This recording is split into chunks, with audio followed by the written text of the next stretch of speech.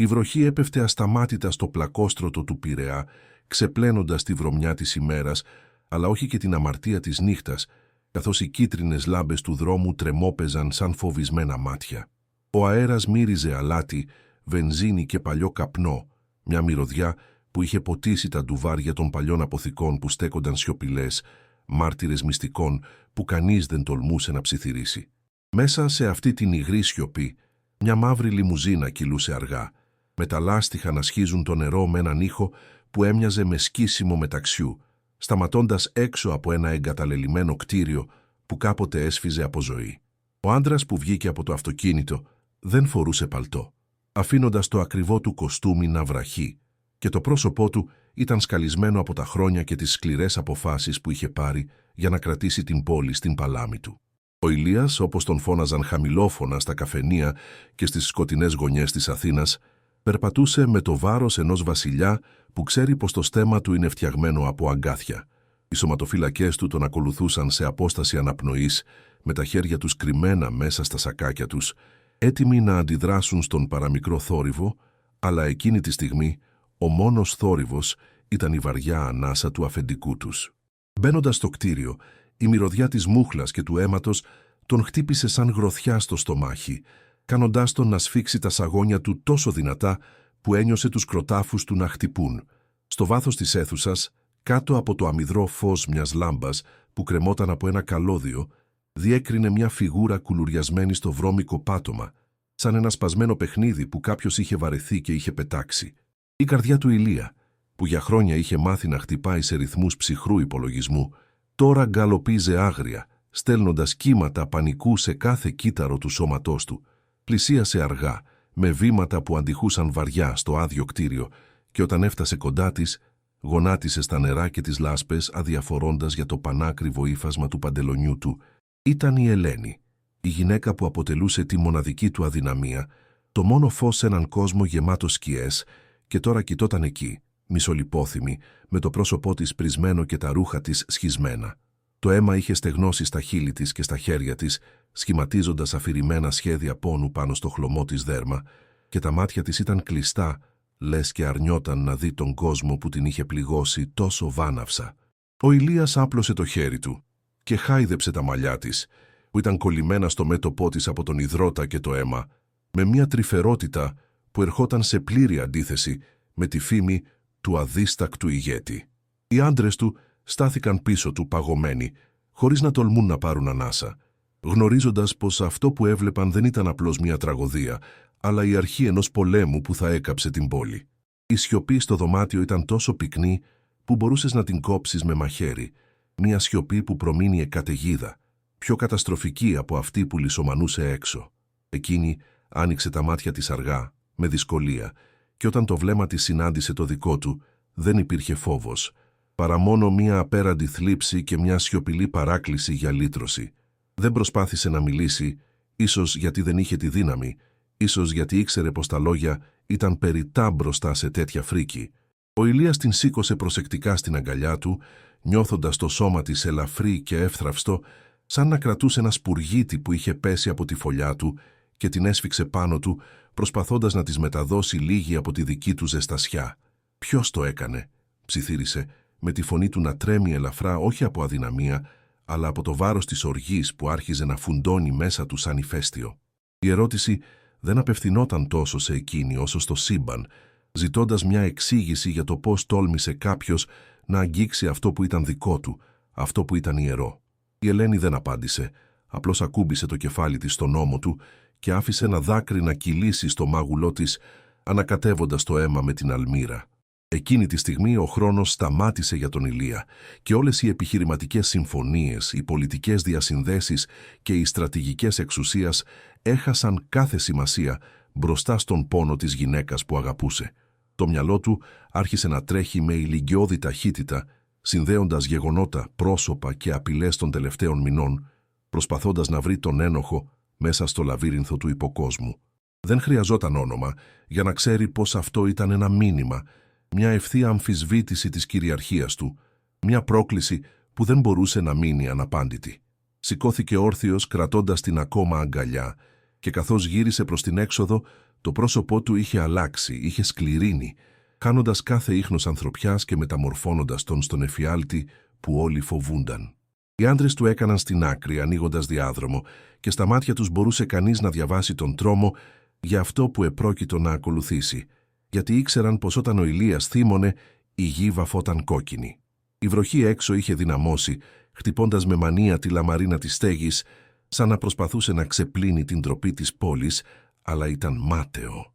Βγαίνοντας στο σκοτάδι, ο Ηλίας κοίταξε τον ουρανό που ήταν μαύρος και βαρύς και ορκίστηκε σιωπηλά πως πριν βγει ο ήλιος, ο κόσμος θα είχε αλλάξει για πάντα για όσους τόλμησαν να τον προκαλέσουν. Τοποθέτησε την Ελένη στο πίσω κάθισμα της λιμουζίνας με τη φροντίδα που θα έδειχνε σε έναν νεογέννητο και έδωσε εντολή στον οδηγό να ξεκινήσει για το ιδιωτικό ιατρείο που χρησιμοποιούσε η οργάνωση. Καθώς το αυτοκίνητο απομακρυνόταν, ο ήχος της μηχανής έμοιαζε με το γρίλισμα ενός θηρίου που ξυπνάει, έτοιμο να κατασπαράξει τα θυράματά του. Πίσω του, το παλιό κτίριο έμεινε σιωπηλό, κρατώντας το μυστικό της νύχτας, αλλά η ενέργεια που είχε απελευθερωθεί εκεί μέσα άρχισε να απλώνεται σαν ιός στους δρόμους του Πειραιά και της Αθήνας. Τα τηλέφωνα άρχισαν να χτυπούν, τα μηνύματα να ταξιδεύουν αστραπιαία από στόμα σε στόμα, και μέσα σε λίγα λεπτά κάθε παράνομος, κάθε κλέφτης και κάθε δολοφόνος της πόλης ήξερε πως κάτι κακό είχε συμβεί. Η είδηση πως χτύπησαν την Ελένη έπεσε σαν κεραυνός, παγώνοντας το αίμα όλων, γιατί όλοι ήξεραν πως ο Ηλίας δεν θα ζητούσε εξηγήσεις, θα ζητούσε κεφάλια.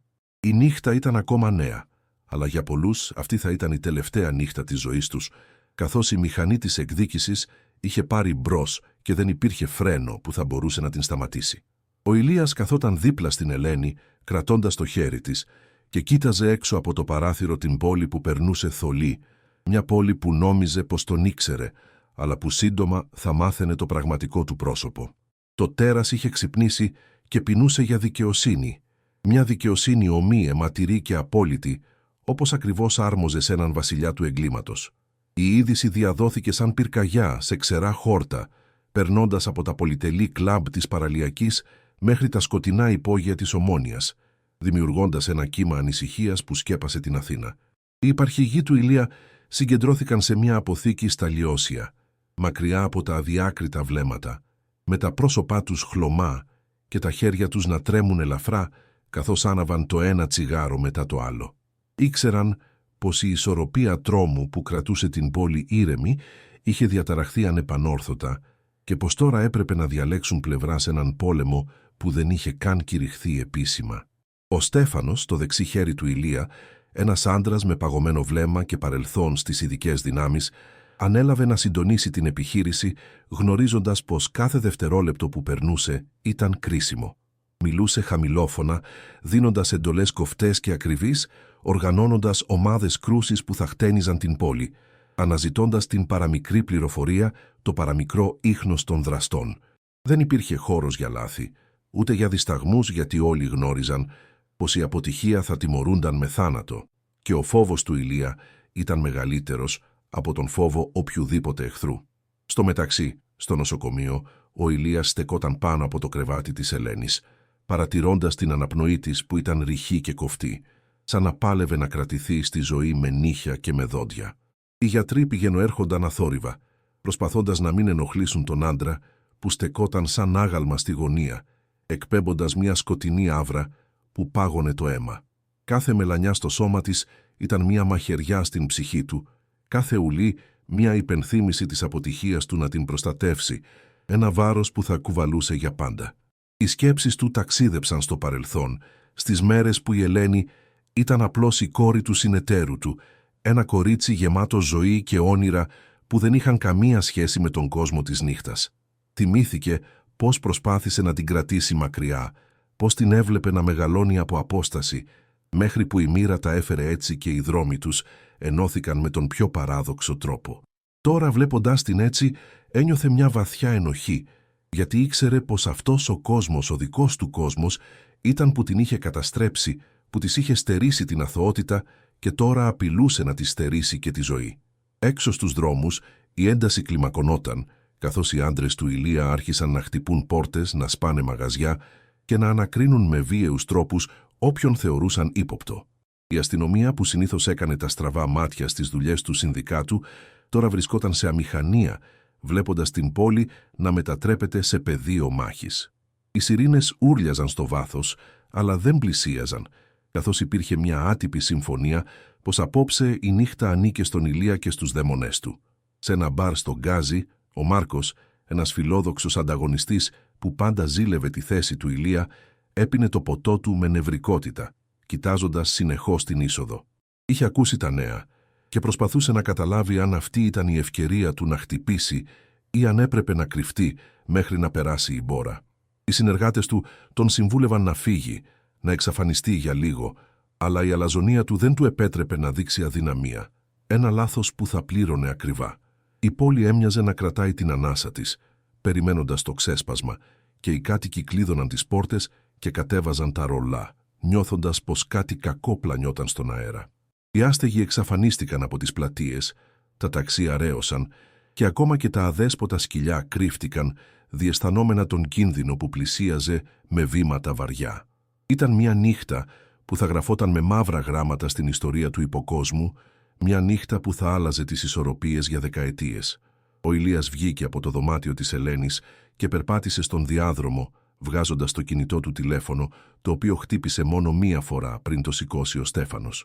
«Τους βρήκαμε», ρώτησε κοφτά, και η απάντηση που πήρε τον έκανε να σφίξει τη γροθιά του μέχρι να ασπρίσουν τα κόκαλά του.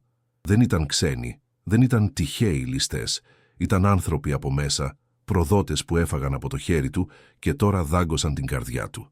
Η προδοσία ήταν κάτι που ο Ηλίας δεν συγχωρούσε ποτέ, και το γεγονός ότι οι δράστες ήταν δικοί του άνθρωποι έκανε την οργή του ακόμα πιο ψυχρή και υπολογισμένη. Κατέβηκε τα σκαλιά του νοσοκομείου με γρήγορα βήματα και μπαίνοντας ξανά στη λιμουζίνα έδωσε τη νέα διεύθυνση στον οδηγό με φωνή που δεν επιδεχόταν αντίρρηση. Η ώρα της αναμονής είχε τελειώσει, τώρα ήταν η ώρα της δράσης και ο Ηλίας ήταν έτοιμος να δείξει σε όλους τι σημαίνει να προδίδει στον αρχηγό. Καθώς το αυτοκίνητο διέσχιζε τη λεωφόρο Συγκρού, ο Ηλίας κοίταζε τα φώτα της πόλης που έτρεχαν, σκεπτόμενος πως αυτή η πόλη ήταν μια πόρνη που πουλούσε τα πάντα για το χρήμα και την εξουσία. Αλλά απόψε το τίμημα θα ήταν το αίμα και κανένα ποσό δεν θα μπορούσε να εξαγοράσει τις ζωές αυτών που τόλμησαν να σηκώσουν χέρι στην Ελένη. Η καρδιά του είχε γίνει πέτρα και δεν υπήρχε χώρος για έλεος, μόνο για τιμωρία, μια τιμωρία παραδειγματική που θα θυμούνταν όλοι. Το δίκτυο των πληροφοριοδοτών του είχε δουλέψει τέλεια, αποκαλύπτοντας μια συνωμοσία που είχε ρίζες βαθιές, φτάνοντας μέχρι άτομα που ο Ηλίας θεωρούσε αδέρφια. Η απογοήτευση ήταν πικρή, αλλά δεν την άφησε να τον κυριεύσει. Την μετέτρεψε σε καύσιμο για την εκδικητική του μανία. Ήξερε πως απόψε θα έχανε φίλους, θα έχανε συμμάχους, αλλά στο τέλος θα έμενε όρθιος, ο μοναδικός κυρίαρχος σε ένα βασίλειο στάχτης. Το αυτοκίνητο έστριψε σε έναν σκοτεινό δρόμο στον Βοτανικό, όπου μια παλιά βιοτεχνία χρησίμευε ως κρυσφύγετο για τους προδότες που νόμιζαν πως ήταν ασφαλής. Ο Ηλίας έλεγξε το όπλο του, ένα βαρύ πιστόλι που είχε χρησιμοποιήσει πολλές φορές στο παρελθόν, και βγήκε έξω, νιώθοντας την ψύχρα της νύχτας να χαϊδεύει το πρόσωπό του. Η τελική αναμέτρηση ήταν μπροστά του και δεν υπήρχε γυρισμός, μόνο ο δρόμος προς την κόλαση, τον οποίο θα διέσχιζε με το κεφάλι ψηλά. Η πόρτα της βιοτεχνίας έσπασε με έναν εκοφαντικό κρότο, καθώς το φορτηγάκι των αντρών του Ηλία έπεσε πάνω της, διαλύοντας το ξύλο και το μέταλλο σαν να ήταν χαρτόνι. Πριν προλάβει να κατακάτσει η σκόνη, φιγούρες ντυμένες στα μαύρα εισέβαλαν στον χώρο, κρατώντας αυτόματα όπλα και φωνάζοντας εντολές που πνίγηκαν στους ήχους των πυροβολισμών. Ο χώρος γέμισε καπνό και λάμψεις, καθώς οι προδότες προσπάθησαν να αντιδράσουν, αλλά ο ευνηδιασμός ήταν απόλυτος και η υπεροχή των επιτιθέμενων συντριπτική. Ο Ηλίας μπήκε τελευταίος, περπατώντας ανάμεσα στα σπασμένα τζάμια και τους κάλικες που κάλυπταν το πάτωμα, με το βλέμμα του καρφωμένο στο βάθος της αίθουσας. Δεν πυροβολούσε, δεν έτρεχε, απλώς προχωρούσε προς τον στόχο του σαν ο θάνατος προσωποποιημένος, αδιαφορώντας για τις σφαίρες που σφύριζαν γύρω του. Είδε τον Πέτρο, τον άνθρωπο που είχε μεγαλώσει σαν γιο του, να προσπαθεί να διαφύγει από την πίσω πόρτα και ένα πικρό χαμόγελο σχηματίστηκε στα χείλη του. Ο Στέφανος πρόλαβε τον Πέτρο πριν βγει, ρίχνοντάς τον στο έδαφος με μια λαβή που του έκοψε την ανάσα και τον έσυρε πίσω στο κέντρο της αίθουσας μπροστά στα πόδια του Ηλία. Η σιωπή επέστρεψε ξαφνικά, πιο βαριά από πριν, καθώς οι πυροβολισμοί σταμάτησαν και οι εναπομείναντες εχθροί είχαν εξουδετερωθεί ή παραδοθεί. Ο Πέτρος σήκωσε το κεφάλι του, με το πρόσωπό του ματωμένο και τα μάτια του γεμάτα τρόμο, και κοίταξε τον μέντορά του, ψάχνοντας μάταια για λίγο ήκτο. «Γιατί?» ρώτησε ο Ηλίας με φωνή ήρεμη, σχεδόν ψιθυριστή, που όμως ακουγόταν πιο τρομακτική από οποιαδήποτε κραυγή μέσα στην ησυχία της αποθήκης. Ο Πέτρος άνοιξε το στόμα του να μιλήσει, αλλά δεν έβγαινε φωνή, μόνο ένας βραχνός ήχος απόγνωσης, καθώς συνειδητοποιούσε το μέγεθος του λάθους του. Είχε πιστέψει πως ο Ηλίας είχε μαλακώσει, πως είχε γεράσει, πως η αγάπη του για την Ελένη τον είχε κάνει αδύναμο, αλλά τώρα έβλεπε μπροστά του το τέρας που πάντα κρυβόταν πίσω από το ανθρώπινο πρόσωπο. Ο Ηλίας γονάτισε μπροστά του, πιάνοντας το πρόσωπό του με το ένα χέρι και αναγκάζοντάς τον να τον κοιτάξει στα μάτια, βαθιά μέσα στο σκοτάδι της ψυχής του. «Την ακούμπησες», είπε ο Ηλίας, και κάθε λέξη ήταν σαν χτύπημα σφυριού. «Τόλμησες να ακουμπήσεις τη γυναίκα μου για να μου στείλεις μήνυμα». Η αλήθεια ήταν εκεί, γυμνή και φρικτή. Ο Πέτρος, τυφλωμένος από φιλοδοξία και υποκινούμενος από ανταγωνιστές, είχε οργανώσει την επίθεση, πιστεύοντας πως θα έσπαγε το ηθικό του αρχηγού. Η τιμωρία δεν ήρθε γρήγορα, ούτε ανώδυνα, γιατί ο Ηλίας ήθελε να βεβαιωθεί πως το μήνυμα που θα έστελνε πίσω θα ήταν ξεκάθαρο σε όλους. Δεν χρησιμοποίησε όπλο, χρησιμοποίησε τα χέρια του, ξεσπώντας όλη την οργή και την απογοήτευση που ένιωθε πάνω στον άνθρωπο που είχε προδώσει την εμπιστοσύνη του. Οι άλλοι στέκονταν γύρω και κοίταζαν, μερικοί στρέφοντας το βλέμμα αλλού, ανίκανοι να αντέξουν τη βία. Αλλά κανείς δεν τόλμησε να παρέμβει. Η νύχτα έξω συνεχιζόταν αδιάφορη, αλλά μέσα σε εκείνη την αποθήκη, η ψυχή του Ηλία έσπαγε κομμάτι-κομμάτι, καθώς σκότωνε το παρελθόν του για να προστατεύσει το μέλλον του. Κάθε χτύπημα ήταν και ένας αποχαιρετισμός στην παλιά του ζωή, στις ψευδαισθήσεις ότι μπορούσε να έχει οικογένεια και ασφάλεια σε αυτόν τον κόσμο. Όταν τελείωσε, σηκώθηκε με τα χέρια του βαμμένα κόκκινα, λαχανιασμένος, κοιτάζοντας το άψυχο σώμα που κάποτε αγαπούσε σαν παιδί του. Ο Στέφανος τον πλησίασε και του έδωσε ένα μαντίλι, χωρίς να πει λέξη, καταλαβαίνοντας πως οποιαδήποτε κουβέντα θα ήταν περιττή και ίσως επικίνδυνη. Ο Ηλίας σκούπισε τα χέρια του αργά με μεθοδικές κινήσεις, προσπαθώντας να βάλει σε τάξη τις σκέψεις του που στροβιλίζονταν σαν τυφώνας. Η δικαιοσύνη είχε αποδοθεί, αλλά η γεύση που άφηνε στο στόμα ήταν πικρή, σαν στάχτη και χολή. Έδωσε εντολή να καθαριστεί ο χώρος και να εξαφανιστούν τα πτώματα, να μην μείνει κανένα ίχνος από αυτό που συνέβη εκεί μέσα, λες και η νύχτα τα κατάπιε όλα. Βγήκε έξω στον καθαρό αέρα, παίρνοντας βαθιές ανάσες, προσπαθώντας να διώξει τη μυρωδιά του θανάτου από τα ρουθούνια του, αλλά ήξερε πως αυτή η μυρωδιά θα τον συνόδευε για πάντα. Κοίταξε το ρολόι του. Ήταν σχεδόν ξημέρωμα, η ώρα που τα φαντάσματα υποχωρούν, αλλά τα δικά του μόλις είχαν ξυπνήσει. Μπήκε στο αυτοκίνητο μόνος του αυτή τη φορά, αφήνοντας τους σωματοφύλακες να τακτοποιήσουν τις λεπτομέρειες, και οδήγησε αργά προς την παραλία, έχοντας ανάγκη να δει τη θάλασσα.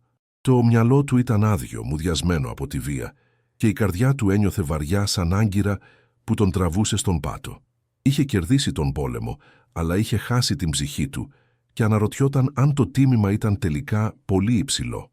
Σταμάτησε στην άκρη του δρόμου και κατέβηκε στην παραλία, ακούγοντας τον ήχο των κυμάτων που έσκαγαν στην άμμο, ένας ήχος ρυθμικός και παρηγορητικός.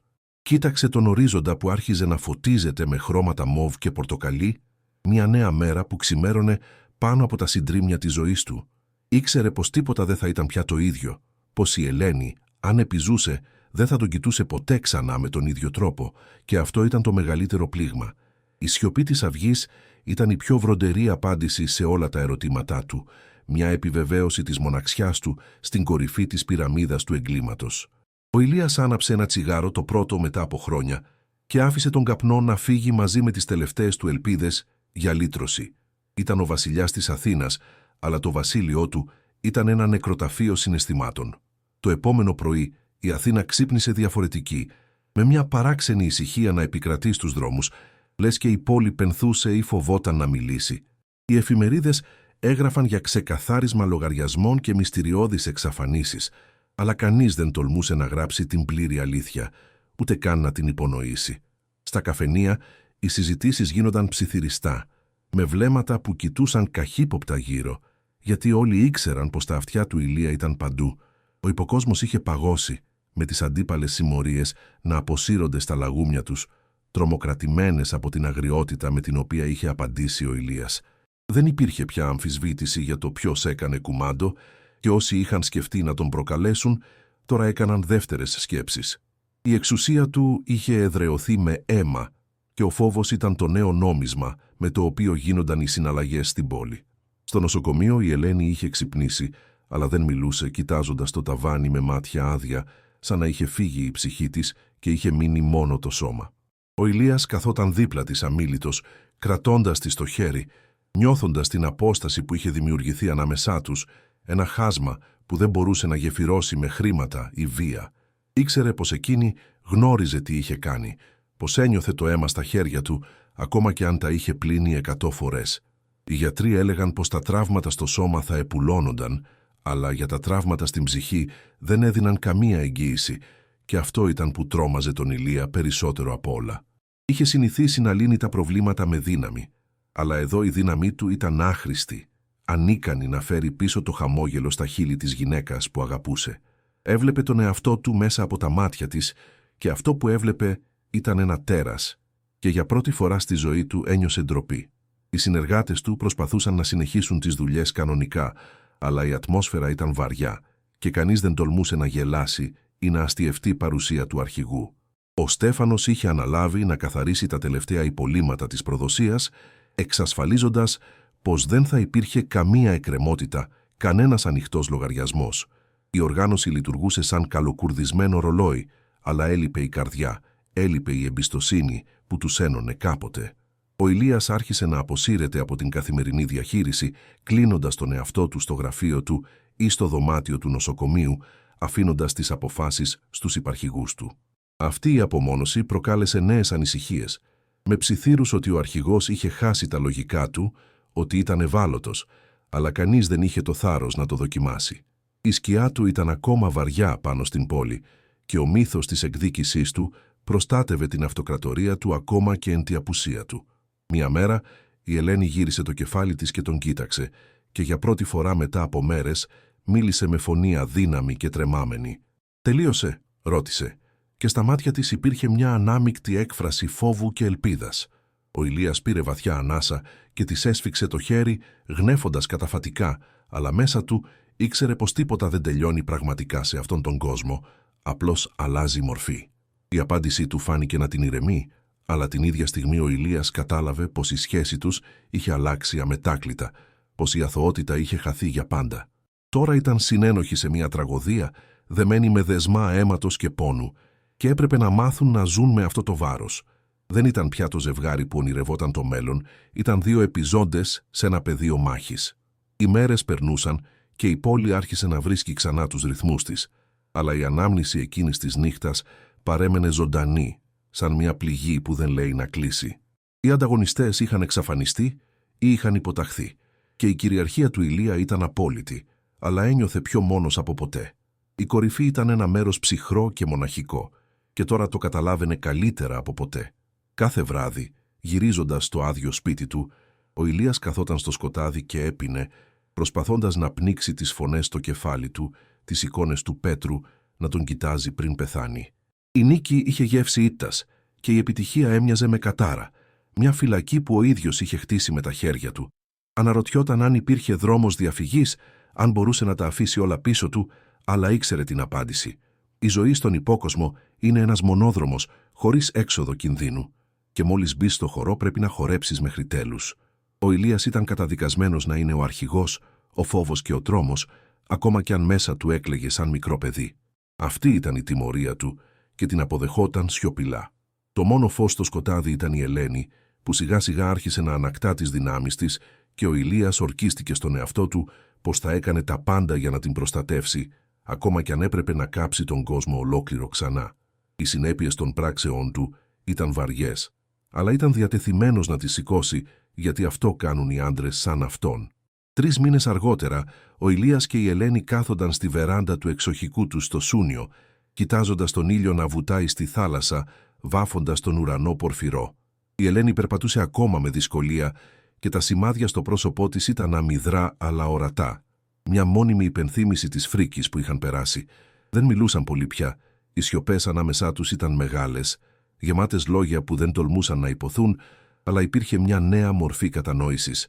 Ο Ηλίας είχε αποσυρθεί ουσιαστικά από την ενεργό δράση, αφήνοντας τον Στέφανο να τρέχει τις καθημερινές επιχειρήσεις, κρατώντας για τον εαυτό του μόνο τον ρόλο του συμβούλου και του τελικού κριτή. Είχε καταλάβει πως η εξουσία δεν άξιζε τίποτα αν δεν είχες με ποιον να τη μοιραστείς, και πως ο χρόνος ήταν ο μόνος εχθρός που δεν μπορούσε να νικήσει. Ήθελε να περάσει το υπόλοιπο της ζωής του, προσπαθώντας να επανορθώσει, να δώσει στην Ελένη λίγη από την ειρήνη που της είχε στερήσει. Εκείνη κοίταζε τη θάλασσα με βλέμμα σκεπτικό, έχοντας αποδεχτεί τη νέα της πραγματικότητα, γνωρίζοντας πως δεν θα ήταν ποτέ ξανά η ίδια γυναίκα. Είχε δει το σκοτάδι κατάματα και είχε επιβιώσει, και αυτό της είχε δώσει μία παράξενη δύναμη, μία σκληρότητα που δεν είχε πριν. Δεν φοβόταν πια τον Ηλία ούτε τον κόσμο του, γιατί είχε περάσει από την κόλαση και είχε γυρίσει πίσω. Η σχέση τους είχε μεταλλαχθεί σε κάτι πιο ώριμο, πιο σκοτεινό αλλά και πιο αληθινό, απαλλαγμένο από ψευδαισθήσεις και ρομαντισμούς. Αγαπούσαν ο ένας τον άλλον με έναν τρόπο απελπισμένο, σαν να ήταν οι μοναδικοί επιζώντες ενός ναυαγίου, κρατώντας ο ένας τον άλλον για να μην πνιγούν. Ήταν μια αγάπη σημαδεμένη, αλλά ίσως γι' αυτό πιο δυνατή. Κάποια στιγμή ο Ηλίας γύρισε και την κοίταξε και είδε στα μάτια της την ίδια ερώτηση που τον βασάνιζε κάθε βράδυ. Άξιζε. Δεν υπήρχε απάντηση, τουλάχιστον όχι μία που να μπορούσε να υποθεί με λέξεις. Απλώς της έπιασε το χέρι και εκείνη ανταπέδωσε το σφίξιμο. Μια μικρή κίνηση που σήμαινε περισσότερα από 1000 όρκους. Ο κόσμος γύρω τους συνέχιζε να γυρίζει. Η Αθήνα συνέχιζε να ζει τους γρήγορους ρυθμούς της, αγνοώντας το δράμα που είχε παιχτεί στις σκιές της. Νέοι παίκτες έμπαιναν στο παιχνίδι, νέες φιλοδοξίες γεννιόνταν, αλλά ο μύθος του Ηλία παρέμενε ζωντανός. Ένα φάντασμα που στίχιωνε τη νύχτα. Κανείς δεν τολμούσε να πλησιάσει την περιοχή του, σεβόμενη το βασιλιά που είχε αποσυρθεί στο κάστρο του. Η ζωή τους δεν είχε happy end με την παραδοσιακή έννοια. Δεν υπήρχαν πυροτεχνήματα και χαμόγελα ευτυχίας. Υπήρχε μόνο η ζωή, σκληρή και αληθινή, με τα πάνω και τα κάτω της, με τις πληγές που επουλώνονται και τις ουλές που μένουν. Είχαν μάθει να ζουν με τις σκιές τους, να τις αποδέχονται ως μέρος του εαυτού τους. Καθώς ο ήλιος χανόταν τελείως και τα πρώτα αστέρια εμφανίζονταν, ο Ηλίας ένιωσε μια παράξενη γαλήνη, μια αίσθηση πληρότητας μέσα στην καταστροφή. Είχε κάνει αυτό που έπρεπε, είχε προστατεύσει το δικό του αίμα και είχε πληρώσει το τίμημα χωρίς να διαμαρτυρηθεί. Ήταν ένας άντρας που είχε κοιτάξει την Άβυσσο και η Άβυσσος του είχε κλείσει το μάτι. Σηκώθηκαν για να μπουν μέσα, καθώς η ψύχρα της νύχτας άρχιζε να γίνεται αισθητή και η Ελένη ακούμπησε στο μπράτσο του για στήριξη. Περπατούσαν αργά, δύο φιγούρες ενωμένες στη μοναξιά τους, έτοιμες να αντιμετωπίσουν ό,τι τους επιφύλασε το αύριο. Δεν ήξεραν τι θα έφερνε το μέλλον, αλλά ήξεραν πώς θα το αντιμετώπιζαν μαζί. Κλείνοντας την πόρτα πίσω τους, άφησαν τον κόσμο έξω, δημιουργώντας το δικό τους καταφύγιο, έναν μικρό παράδεισο μέσα στην κόλαση που είχαν ζήσει. Η δικαιοσύνη είχε αποδοθεί, οι λογαριασμοί είχαν κλείσει, και τώρα έμενε μόνο η ζωή γυμνή και αμήλικτη.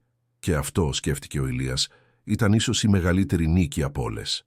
Η ιστορία τους δεν θα γινόταν τραγούδι, ούτε θρύλος που θα λέγονταν στα παιδιά, αλλά θα έμενε χαραγμένη στις πέτρες της πόλης και στις ψυχές όσων ήξεραν.